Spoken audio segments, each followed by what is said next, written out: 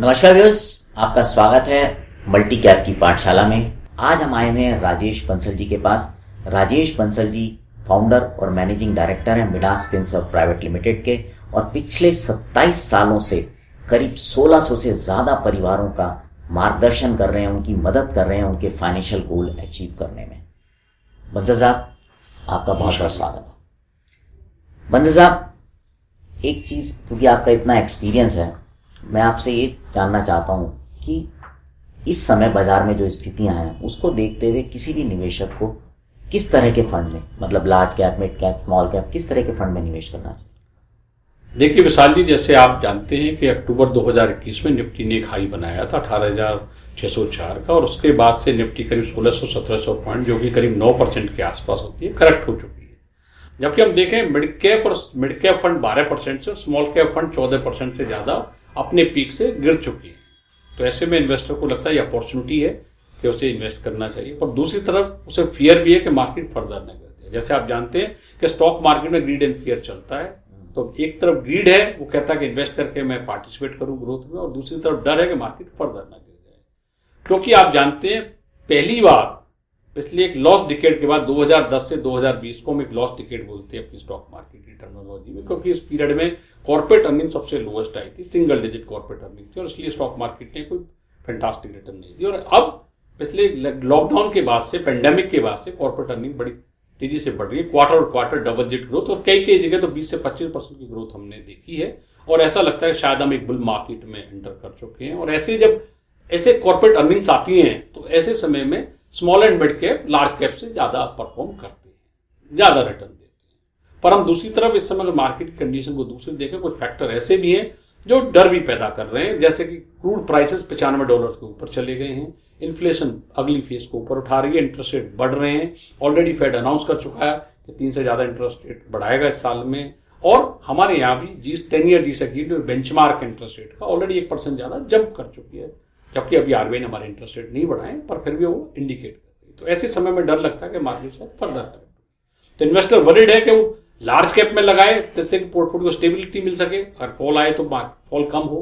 पर दूसरी तरफ जब कॉर्पोरेट अर्निंग को देखता है, उसे लगता है मिड कैप स्मॉल कैप में लगाना चाहिए, जिससे उसे ज्यादा रिटर्न मिल सके। तो कंफ्यूज है कहां लगाए, तो इसका एक ही समाधान है, मल्टी कैप फंड। जैसे आप जानते हैं सेबी ने जो लास्ट क्लासिफिकेशन दी थी उसमें बताया था कि 25% मल्टी कैप फंड के अंदर 25% उसे लार्ज कैप में लगाना होगा, 25% मिड कैप में, 25% स्मॉल कैप में, और 25% वो कहीं भी इन्वेस्ट कर सकते। तो इस तरह से एक ही फंड के अंदर एक इन्वेस्टर को तीनों कैटेगरी मिल जाएंगी, तीनों का फ्लेवर मिल जाएगा, तो उसे कोई डर नहीं रहेगा कि वो मिस भी नहीं करेगा अपॉर्चुनिटी को, स्टेबिलिटी भी मिल जाएगी।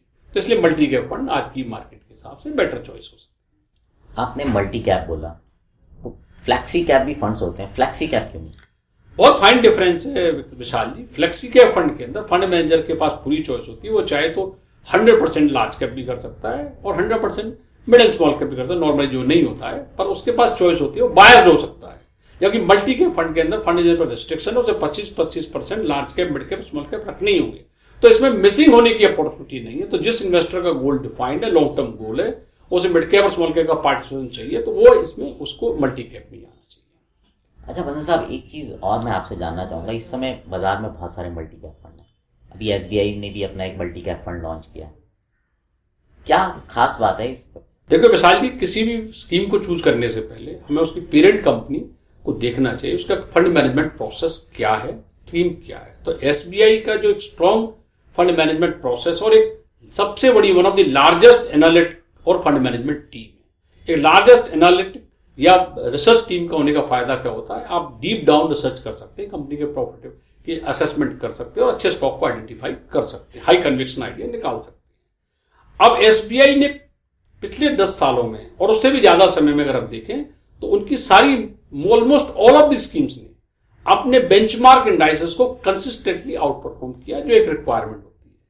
और एक हायर रिसर्च टीम होने की वजह से उसका फेथ इन्वेस्टर में भी और डिस्ट्रीब्यूटर में बहुत ज्यादा है, और जो इस बात से कंफर्म होता है कि आज एसबीआई इंडिया का लार्जेस्ट फंड हाउस है, जो more than 6.25 lakh crore EVM को मैनेज कर रहा है। तो वहां हमारा ट्रस्ट कॉन्फिडेंट हो गया। अब एसबीआई मल्टी कैप ही क्यों? एसबीआई मल्टी कैप के अंदर एक सेक्टर एग्नोस्टिक अप्रोच होगी फंड मैनेजर की, जो उनके fund manager mister R Srinivasan, जो सीआईओ भी हैं, वो हाई कन्विक्शन आइडिया जो रिसर्च टीम के होंगे उन्हीं में से पोर्टफोलियो को कंस्ट्रक्ट करेंगे।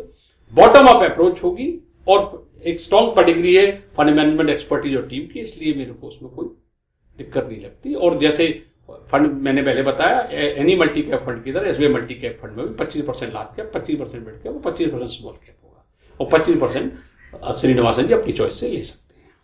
अच्छा बंसल साहब, लास्ट सवाल एक लेना चाहूंगा कि इस फंड में, क्योंकि अभी आ रहा है बाजार की जैसी स्थिति है सब जानते हैं, किस तरह के निवेशकों को इसमें निवेश करना चाहिए? ऐसे फंडों में विशाल जी सिर्फ उन्हीं लोगों को इन्वेस्ट करना चाहिए जिनकी लॉन्ग टर्म फाइनेंशियल गोल्स हैं, जैसे कि retirement planning, children education, children marriage, dream home buying और एग्जॉक्टिव वेकेशन। उन्हीं को इनमें इन्वेस्ट करना चाहिए, क्योंकि ऐसे फंड लॉन्ग टर्म में ही रिटर्न डिलीवर कर सकते हैं। शॉर्ट टर्म में वॉलेटिलिटी हो सकती है और देयर में भी सर्टेन पीरियड वेयर कहीं रिटर्न ना भी दिखाई दे, तो लॉन्ग टर्म इन्वेस्टर के लिए अच्छे फंड होंगे।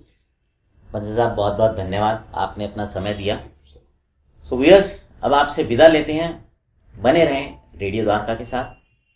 Mutual fund investments are subject to market risks. Read all scheme related documents carefully.